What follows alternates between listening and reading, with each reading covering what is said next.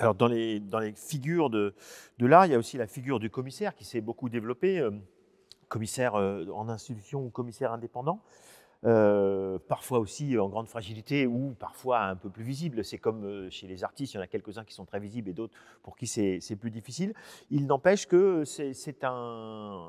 une figure qui s'est beaucoup développée ces dernières années, la figure du commissaire dans le champ de l'art. Moi, je trouve ça extrêmement intéressant ce qui est en train de se passer sur la figure des commissaires. On en a formé un certain nombre à Paris 1 dans des masters comme le master de sciences et techniques de l'exposition. Ils s'en forment à Rennes, ils s'en forment ailleurs. Donc ça devient de plus en plus un métier qu'on apprend. Ce sont des auteurs et progressivement, collectivement, ils sont en train de travailler à la reconnaissance de leur position d'auteur et je trouve ça assez intéressant.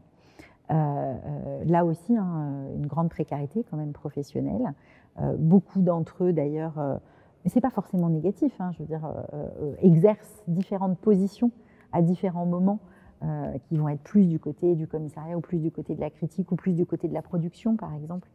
À différents moments dans ce champ culturel-là. On est encore une fois dans des métiers qui sont fortement marqués par la et la polyactivité. Donc oui, je trouve ça très intéressant. Je trouve ça très intéressant aussi de voir qu'on a des professionnels du commissariat, de la curation, qui sont plus forcément systématiquement liés à l'institution muséale, à l'histoire de l'art même d'ailleurs, et encore moins d'ailleurs à la notion de la conservation. Il peut y avoir il y a une autonomie de ces différentes professions. Je trouve ça intéressant. Ça reste quand même un secteur où il y a peu de diversité de profils sociologiques et socioculturels dans le recrutement. Moi, je rêverais qu'il y ait des écoles du commissariat qui, à un moment donné, fassent en sorte de trouver d'autres gens qui apprennent ces questions, qui consistent finalement à faire en sorte que les œuvres adviennent et parviennent, quoi. Voilà. Je pense qu'un de nos grands enjeux demain, c'est de faire que les métiers de la culture, et en particulier ceux qui sont des métiers de la programmation et de la curation, intègrent, et pas simplement au niveau de la médiation en bout de chaîne, des gens qui n'ont pas forcément été au musée dès leur plus jeune âge, qui ne viennent pas forcément des grandes métropoles urbaines. Je pense que c'est un de nos grands enjeux à nous, professionnels et enseignants et chercheurs dans le secteur culturel, de dire voilà, comment le secteur culturel peut s'ouvrir non pas seulement à des nouveaux publics, mais s'ouvrir aussi à des nouveaux ingénieurs culturels.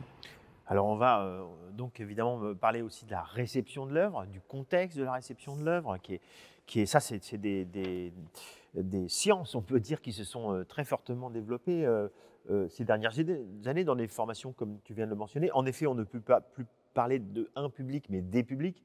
Et Dieu sait s'ils sont multiples. Et on parle souvent de ce public éloigné. On a eu plusieurs tournages, notamment en musée, où on a évoqué ces questions.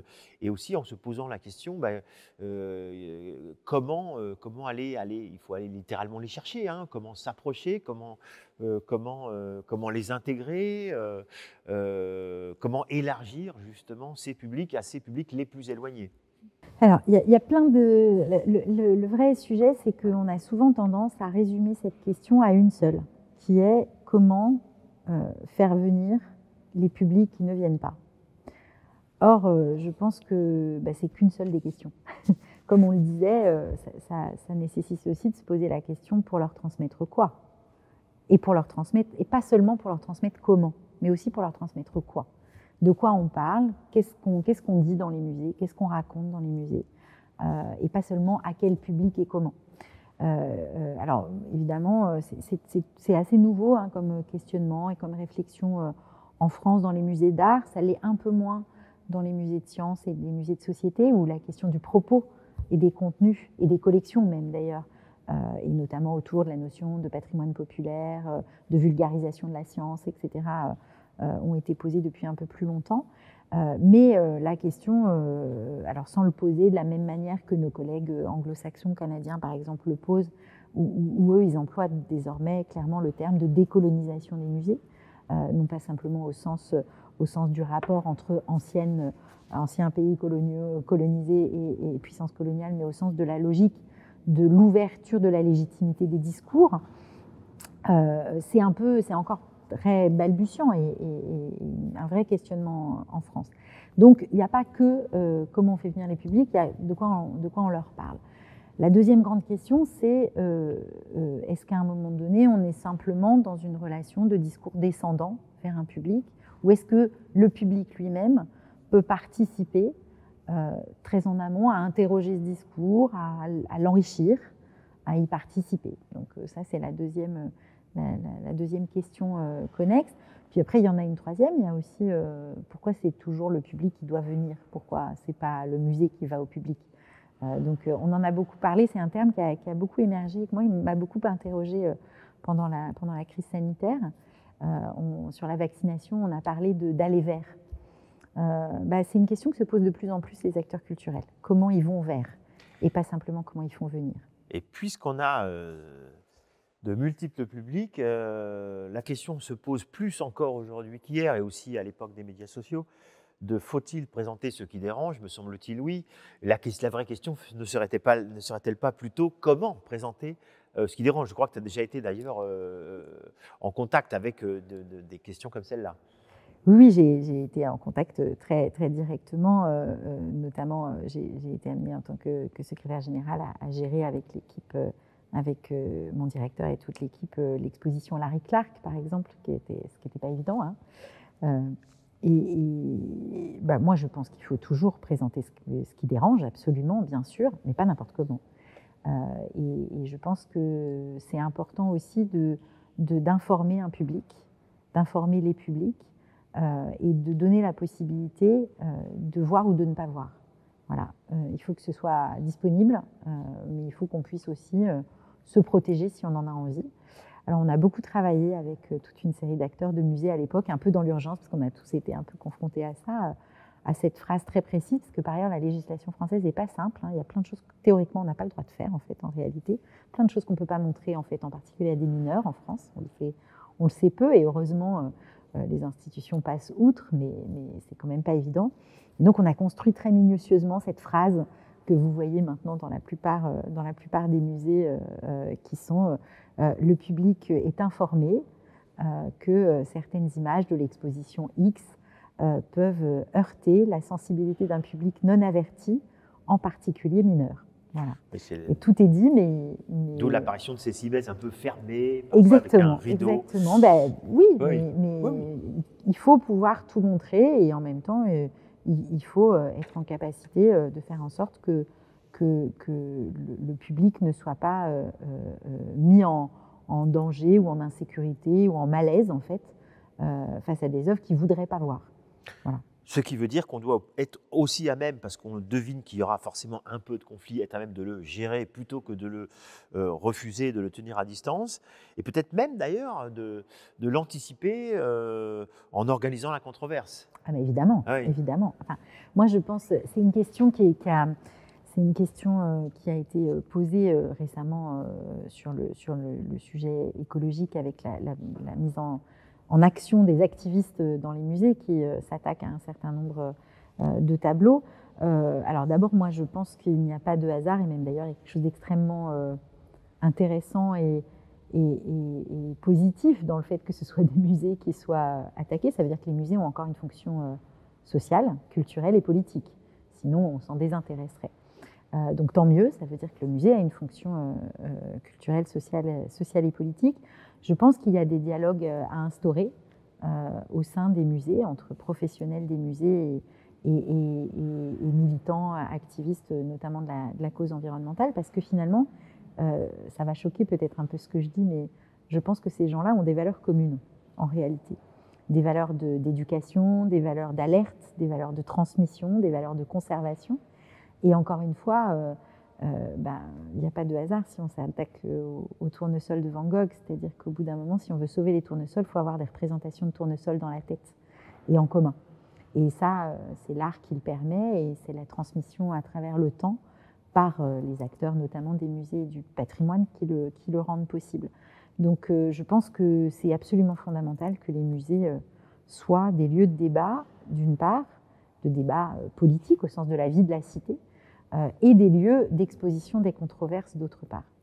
D'ailleurs, le musée on le voit, va finalement vers d'autres publics avec d'autres médiations. Je pense à l'Internet qui ne cesse de se développer. Aujourd'hui, vous voyez, je fais mes premiers pas sur TikTok et je voyais le Rijksmuseum essayer de faire ce qu'il peut avec des chorégraphies devant des œuvres, où parfois l'œuvre diminue un peu, la chorégraphie s'agrandit. En même temps, si ça peut apporter des publics, pourquoi pas. Et c'est vrai que c'est très compliqué. La question est toujours un petit peu où on met le curseur. Et dans le musée, c'est clair, hein, je dirais, pour s'adresser au plus large public, Internet, il y a moins la question du transport, hein, donc plus il y a de visiteurs, mieux c'est. Mais jusqu'où on va, jusqu'où on est prêt à aller, c'est un petit peu ça la question, quoi. Oui, alors je sais pas si c'est jusqu'où on va. Je pense que plus il y a de diffusion des œuvres, mieux c'est. Et de la même manière, je pense qu'il y a eu dans les années 90 un grand débat sur le fait que les bibliothèques tuaient les libraires. Bon, puis assez vite, on a fait des vraies enquêtes, puis on s'est rendu compte qu'en fait, les gens qui achetaient, qui allaient à la bibliothèque étaient les mêmes que ceux qui achetaient des livres en librairie, parce que c'est une donnée économique et pas seulement sociologique. C'est le cumul d'une donnée économique et d'une donnée sociologique. Le principe d'un bien culturel, c'est qu'il n'y a pas de baisse de l'utilité marginale. C'est-à-dire que concrètement, ce que ça veut dire, c'est que contrairement à un pain au chocolat, plus vous en mangez, plus vous avez envie d'en manger. Et donc, voilà, moi je pense que plus il y a de diffusion possible, selon le plus de canaux possibles, mieux c'est. En même temps, notre travail de professionnels de la culture, c'est de rappeler que rien ne peut remplacer et équivaloir l'expérience du contact physique avec une œuvre, et ce d'autant plus que ce contact physique se fera dans un environnement agréable, physique, avec un dispositif critique autour, et avec une notion d'éditorialisation, une curation, etc.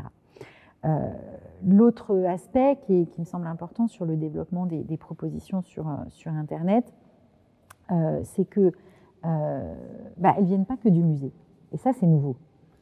C'est-à-dire qu'aujourd'hui, d'ailleurs, les musées le disent, hein, aujourd'hui, les influenceurs critiques d'art, c'est en train de devenir autre chose qu'un tout petit phénomène anecdotique. C'est-à-dire qu'aujourd'hui, Hugo, par exemple, ou la Minute Culture, etc., ont il ne s'agit pas de faire de la publicité à ceux-là plus qu'à d'autres, hein, mais aussi parce que j'aime bien ce qu'ils font. Mais c'est aussi qu'ils font partie de ceux qui sont les plus visibles. Exactement. Concrètement, leur rôle, leur influence, au sens positif du terme, est tout à fait fondamentale. Et on parlait de partenariat tout à l'heure. C'est intéressant. Ça peut être de nouveaux partenariats aussi entre les institutions culturelles et ceux qui ont envie de les défendre, de les promouvoir, avec très souvent des compétences par ailleurs, des connaissances artistiques qui sont tout à fait de haut niveau. Donc ça, c'est intéressant. Après, il y a aussi un sujet d'impact environnemental, hein, quand même, de la présence des images en HD. Bon, soyons clairs, qui pour l'instant et a priori reste nettement inférieur au voyage en avion pour aller dans un musée. Hein, donc voilà. Mais moi, je trouve ça aussi intéressant de réfléchir sur ces questions-là, sur le fait que voir les grands chefs-d'œuvre en ligne, ça peut aussi donner envie d'aller au musée à côté de chez soi, à condition que ce lien-là puisse être fait entre les opérateurs et les acteurs de diffusion en ligne et puis le musée à côté de chez soi. Donc c'est plutôt ça qu'il faut qu'on cherche, c'est quelle est l'articulation entre l'expérience physique et l'expérience numérique. La même question se pose d'ailleurs avec ces ateliers de lumière où on voit des œuvres reproduites, mais par la lumière, qui sont tout à fait séduisantes pour la rétine. Et on peut considérer aussi que si ça peut donner l'idée et encourager le public à aller voir les œuvres en vrai, même si c'est rarement, même si c'est un petit peu plus loin, même si c'est une fois, c'est aussi un moyen finalement. Et que tous ces moyens, dans tous ces moyens, il y a des choses intéressantes. Alors, oui, l'important c'est la qualité, c'est toujours la même. Clair. C'est ce que tu disais sur TikTok et le Rijksmuseum, c'est-à-dire que si à un moment donné on voit plus l'œuvre ou que elle est mal cadrée. Je me posais la question quand elle était toute petite, mais voilà. Oui. Et puis sur l'atelier des Lumières, par exemple, le sujet c'est qu'on n'est pas que un effet waouh, c'est-à-dire à partir du moment où on demande aux gens de se déplacer physiquement, il faut qu'il y ait un apport de connaissances, moi je pense. Même s'il peut être ludique, il doit être ludique et c'est fondamental. Et par ailleurs, qui nous sommes, nous, professionnels des musées depuis des années, pour ne pas avoir que ça déplace des centaines de milliers de visiteurs. Il y a toujours Donc, la queue moment, devant. Je passe souvent en il vélo. se passe quelque chose quand même. Oui, Voilà. c'est clair.